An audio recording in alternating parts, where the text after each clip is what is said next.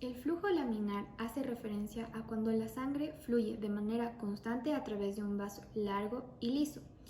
Las capas de la sangre se mantienen a la misma distancia de la pared del vaso y la capa central se mantiene justo en el centro del vaso.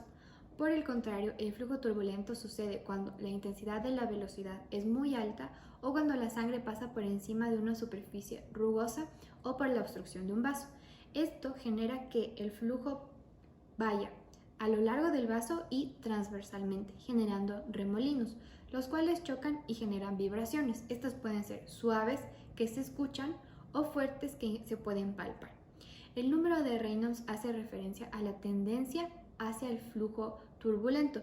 Va a ser directamente proporcional hacia la velocidad de la sangre y el diámetro del vaso e inversamente proporcional hacia la viscosidad de la sangre sobre la densidad de la misma. Lo que sucede en la medición de la presión arterial con el tensiómetro es que primero se colapsa la arteria por la presión ejercida por el tensiómetro. Cuando comenzamos a liberar la presión del tensiómetro, la fuerza ejercida por el corazón vence a la resistencia del vaso sanguíneo y se genera un flujo turbulento, el cual va a generar sonidos audibles a través del fonendoscopio.